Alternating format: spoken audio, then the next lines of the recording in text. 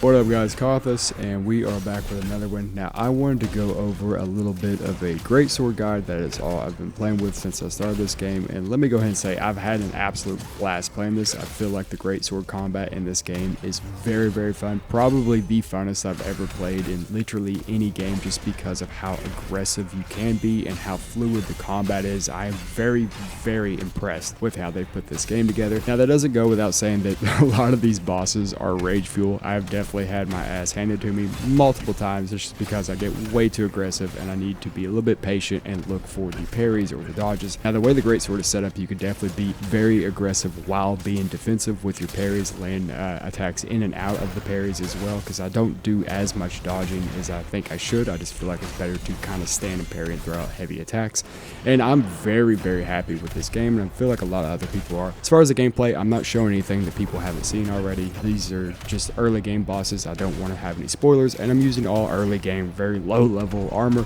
because otherwise you'd be blowing these bosses up.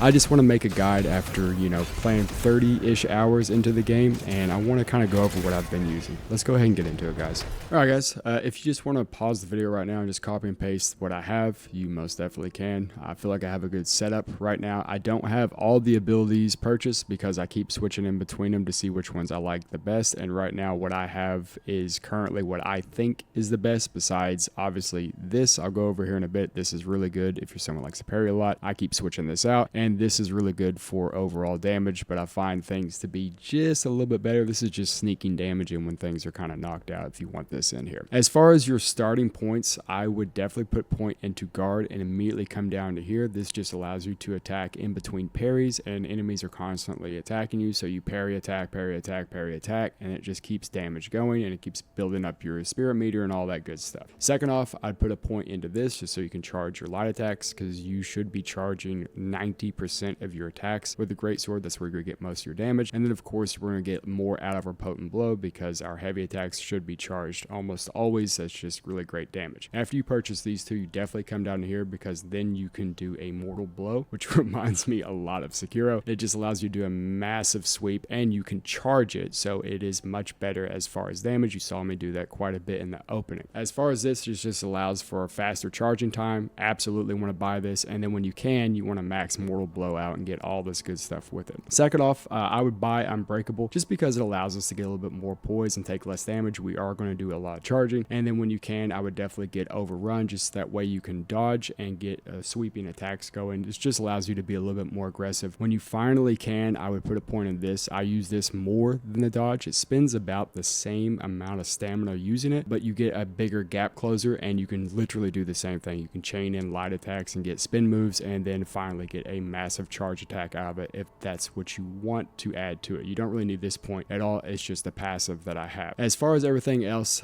these two are really good. I would highly suggest this. It just decreases the charging time. After we do a massive attack or another charge attack, we can follow up with a faster charge attack, especially coupled with this. It does a lot. It's absolutely insane. As far as skills, let me go into this. This is one of my favorites. I feel like most people should be using this one, because once you do this skill, it creates an aura around you anytime that you charge, and since you're charging 90% of the time that you're fighting with the greatsword, you're constantly putting chip damage on an enemy, and smaller enemies will stagger, and bigger enemies, once you have them in the brutal attack. Yeah, when you can do your brutal attack to them or whatever, that's when they start to stagger. And then you can add into these are just passives. As far as the next ability, I think Giant Hunt is huge. I use this first and then go into Giant Hunt. Giant Hunt hits a lot. As soon as you add this last point in, it hits multiple times, and I feel like it does massive damage. This is a really good skill to have. If you want, you definitely roll with it. I have not taken this at all. I usually charge quite a bit and hold the charge, because if you hold the charge, it allows us to do more damage based off the damage we're taking, so it's good just to get that going. You can see I don't have points into this. I don't feel like this is that good since we already have a running attack. I don't have any points in the stamina decrease, just because we're not dodging a lot. And as far as our last point, I'm using this breakthrough. I use this mainly as a gap closer, but it's really good to jump in and do a massive attack on enemies and kind of break their posture. Everything else is just passive wise. As you can see, I have these here just for passive, and I have this here as passive. Also, if you you are someone that is heavy into parrying, this is a better version of parry. It takes a little bit more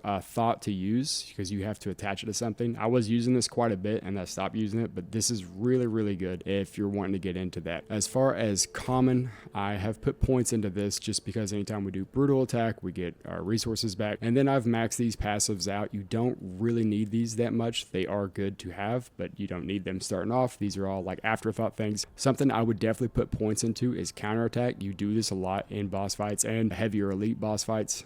They do this a lot, so it's just good to go ahead and max that out. As far as reflection, it's just another version of parry. I was messing with this quite a bit. I don't feel like I need the points for this that well. I mean, I'd rather parry and attack instead of doing this. And then of course we have counter attack, and of course you also have this variant of that. So you don't need all those parries. If you need them, like you absolutely need them, go for it, but I don't feel like it's worth. And as far as everything else, I'm not using phantom form that much. I only use it briefly in brief moments or whatever. And then of course we have 1 point in javelin, just so when you throw it at an undead enemy, he doesn't respawn. As far as stats, this is currently where I'm setting at right now. I'm going to put more points into strength. It wasn't giving me as much back as I wanted, so I'm going to eventually get this to 60. I'll probably leave this at 50 for now, whatever. Definitely get your health up there. It just helps it quite a bit. You know, you can put points in the proficiency if you want, but strength, endurance, and vitality is all you need to focus on as a greatsword player. As far as phantoms, these are the two phantoms I use the most. First off, Wolfric. I like him the most just because it increases our frontal damage. We're constantly attacking from the front, like most of the time, just 15% more damage. And then every time we parry,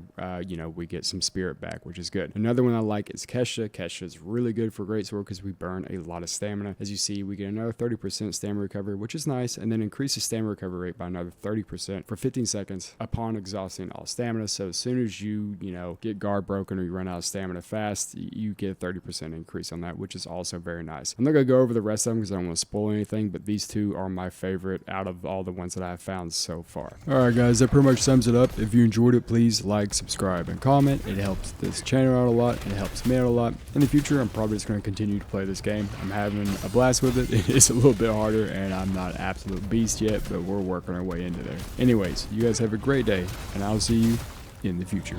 Later, guys.